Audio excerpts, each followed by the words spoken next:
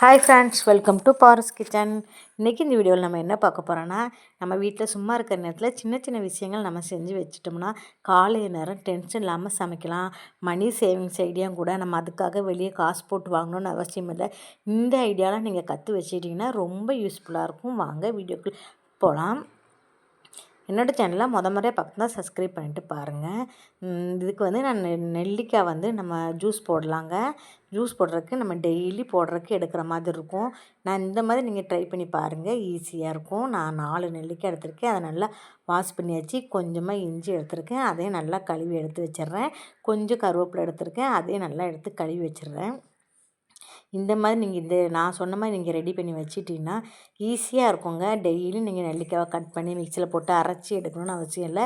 இந்த மெத்தடில் நீங்கள் போட்டு வச்சுக்கிங்க. டெய்லி ஒரு 4 ஐஸ் டியூப் எடுத்து போட்டால் போதும், ஜூஸ் ரெடி ஆயிருங்க.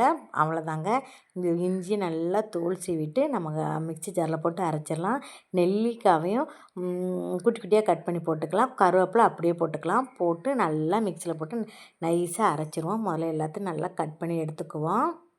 நம்ம டெய்லி நெல்லிக்காய் ஜூஸ் போடுற மாதிரி இருந்தால் டெய்லி ஒரு 2 நெல்லிக்காய் எடுத்து கட் பண்ணி வச்சு போட ரொம்ப சோம்பேறித்தனமாகவும் இருக்கும். நமக்கு அந்த காலையில் நேரம் டென்ஷனாக பரபரன்னு வேலை செய்யும்போது நமக்கு ரொம்ப செய்ய முடியாது, கஷ்டமாக தெரியும். அப்போ இந்த மாதிரி ரெடி பண்ணி வச்சுட்டா நமக்கு ரொம்ப ஈஸியாக இருக்கும். ஆனால் நெல்லிக்காய் ஜூஸ் குடிக்கிறது அவ்வளோ நல்லதுங்க.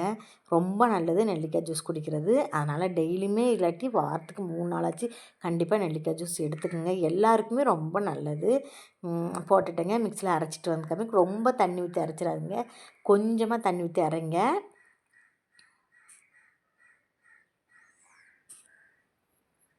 நல்லா நைஸாக அரைச்சி எடுத்துகிட்டு வந்துடுறேன்.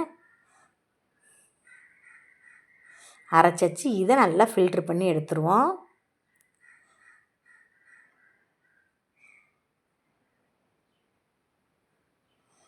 ஃபில்ட்ரு பண்ணாமல் நீங்கள் அப்படியே ஃப்ரீசரில் வச்சு ஐஸ் கட்டி பண்ணால் கூட பண்ணிக்கலாம்.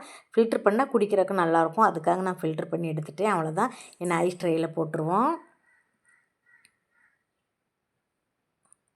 இந்த ஐஸ் ட்ரேயில் வச்சு நல்லா ஃப்ரீசர் பண்ணி நீங்கள் எடுத்துட்டிங்கன்னா ஒரு 4 டியூப் எடுத்து போட்டு ஒரு டம்ளர் தண்ணியில் போட்டு கலந்து அப்படியே காலையில் எழுந்திரிச்சு நம்ம குடிச்சிக்கலாங்க. அதுக்காக மணக்கட்டு அரிசி எடுத்து அப்போவே எடுத்து குடிக்கணும்னு அவசியம் இல்லைங்க. சூப்பராக இருக்கும். டேஸ்ட்டெல்லாம் மாறவே மாறாதுங்க. நம்ம லைட்டாக உப்பு சேர்க்கணுன்னா சேர்த்துக்கலாம், சேர்க்காதவங்க அப்படியே கூட குடிச்சிக்கலாம். உங்களுக்கு குவான்டிட்டி உங்களுக்கு தகுந்த மாதிரி நீங்கள் நிறையா நெல்லிக்காய் போட்டு அரைச்சி வச்சுக்கிங்க. நாளைக்கு உங்களுக்கு ட்ரையல் காமிக்கிறதுக்காக 4 நெல்லிக்காய் போட்டு மட்டும் அரைச்சி வச்சேன். இந்த மாதிரி நீங்கள் ட்ரை பண்ணி பாருங்கள். கண்டிப்பாக ரொம்ப யூஸ்ஃபுல்லாக இருக்கும். பெரியவங்களும் சரி சின்னவங்களும் சரி நெல்லிக்காய் ஜூஸ் கண்டிப்பாக ஒரு வாரத்துக்கு 3 நாளாச்சு எடுத்துக்கோங்க. எடுத்துக்கிட்டால் ரொம்ப நல்லது. தேவையில்லாத கொழுப்பெல்லாம் குறைக்கும். ரொம்ப ரொம்ப நல்லது. இதை நீங்கள் ட்ரை பண்ணி பாருங்கள். இந்த மெத்தடில் நீங்கள் வச்சிங்கன்னா உங்களுக்கு போர் அடிக்காமல், இந்த மாதிரி போர் அடிக்கிற நேரம் கொஞ்ச நேரம் கிடைக்கிறப்ப இந்த வேலையை பார்த்து வைங்க. நெக்ஸ்ட் ப்ரெட் க்ரம்ஸும் நம்ம கடையில் வாங்க போனால் சின்ன டப்பா தாங்க இருக்கும். 30 ரூபா 40 ரூபாக்குங்க. அதை எப்படி நம்ம ஈஸியாக மெத்தடில் வீட்டிலேயே தயாரிக்கலான்னு பார்ப்போம். ப்ரெட் எடுத்துருக்கேங்க. 2 பீஸ் தாங்க எடுத்திருக்கேன். ப்ரெட்டு ஒரு நாள் வாங்கிட்டு அடுத்த நாளில் வெயிலுக்கெலாம் காஞ்சி போயிடும். அப்போதைக்கு நம்ம தூர போடுவோம். அப்படி தூர போடாமல் அந்த ப்ரெட் எடுத்து நம்ம ப்ரெட் க்ரம்ஸ் தயாரிச்சிடலாம். 2 ப்ரெட்டும் எடுத்துட்டேங்க. நல்லா தோசைக்கல்லை அடுப்பில் வச்சிடலாம்.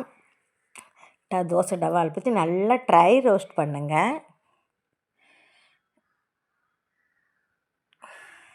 ஆயிலெலாம் விடணும்னு அவசியம் இல்லைங்க. அப்படியே நீங்கள் ரோஸ்ட் பண்ணிடலாம்.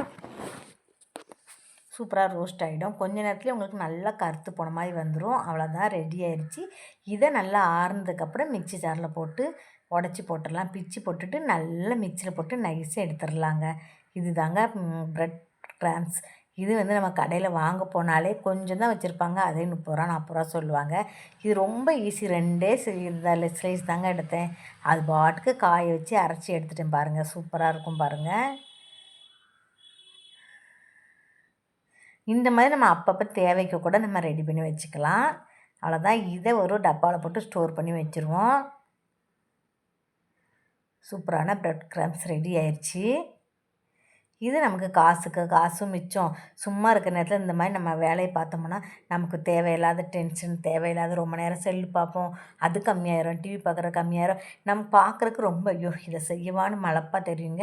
பக்கத்தில் போய் நீங்கள் செஞ்சே ஆரம்பிச்சிங்கன்னா அவ்வளோ இன்ட்ரெஸ்ட் ஆகிடுங்க. ஒவ்வொரு பொருளும் செய்யும்போது அவ்வளோ இன்ட்ரெஸ்ட்டாக வந்துடும். அதனால் இந்த மாதிரிலாம் நீங்கள் வந்து சும்மா இருக்கிற நேரத்தில் ட்ரை பண்ணி பாருங்கள். கண்டிப்பாக இந்த வீடியோலாம் உங்களுக்கு ரொம்ப யூஸ்ஃபுல்லாக இருக்கும்னு நினைக்கிறேன். நெக்ஸ்ட் வந்து சர்க்கரை தாங்க பொடி பண்ண போகிறோம். சர்க்கரை வந்து நம்ம ஜூஸ் ஏதாச்சும் போடும்போது முழு சர்க்கரையாக இருக்கும். அந்த சர்க்கரை கரையிறதுக்கு அவ்வளோ லேட் ஆகுங்க.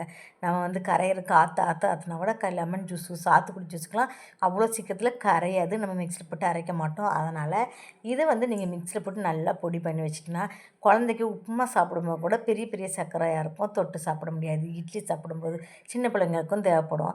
இந்த மாதிரி மிக்ஸியில் போட்டு ஒரு ஓட்டினீங்கன்னா போதும், சூப்பராக நைஸாக அரைஞ்சிரும். இதை நீங்கள் டப்பாவில் போட்டு வச்சிட்டிங்கன்னா இந்த லெமன் ஜூஸு, சாத்துக்குடி ஜூஸு அதெல்லாம் போடும்போது ரொம்ப யூஸ்ஃபுல்லாக இருக்கும். குழந்தைக்கு உப்புமா சாப்பிடும்போது, இட்லி சாப்பிடும்போது குழந்தைகளுக்கும் இந்த சர்க்கரை வச்சு கொடுக்கலாங்க. அவ்வளோ சூப்பராக இருக்குங்க. பார்க்குறக்கே பாருங்களேன் எவ்வளோ வெள்ளையாக குளுக்கோஸ் மாதிரியே இருக்குது. இதுவும் நீங்கள் சும்மா இருக்கிற நேரத்தில், அதுக்காக நீங்கள் சும்மா இருக்கிறீங்கன்னு நான் சொல்ல வரல. போர் அடிக்கிற நேரத்தில் இந்த மாதிரி ஒரு 1/2 மணி நேரம் வேலை தாங்க. இதெல்லாம் ஒரு 5 நிமிஷம் வேலை தான். ஒரு 1/2 மணி நேரம் ஒதுக்கினீங்கன்னா இந்த நான் சொன்ன எனக்கு 3 மெத்தடுமே நீங்கள் ரெடி பண்ணி வச்சிடலாம். ரெடி பண்ணி வச்சுன்னா எவ்வளோ மணி சேவிங்ஸ் ஆகும். இதை நீங்கள் ட்ரை பண்ணி பாருங்கள். என்னோடய வீடியோவில் நான் சொன்ன டிப்ஸ் எல்லாம் கண்டிப்பாக யூஸ்ஃபுல்லாக இருந்திருக்கும். யூஸ்ஃபுல்லாக இருந்ததுன்னா எனக்கு ஒரு லைக் கொடுங்க. எப்படி இருந்திருக்குன்னு கமெண்டில் சொல்லுங்கள். ரொம்ப பிடிச்சிருந்தா உங்கள் ஃப்ரெண்ட்ஸ் அண்ட் ஃபேமிலிக்கு ரொம்ப ரொம்ப ரொம்ப ரொம்ப ஷேர் பண்ணுங்கள். நிறைய ஷேர் பண்ணுங்கள். அவ்வளோதான் ஃப்ரெண்ட்ஸ். Bye, see you.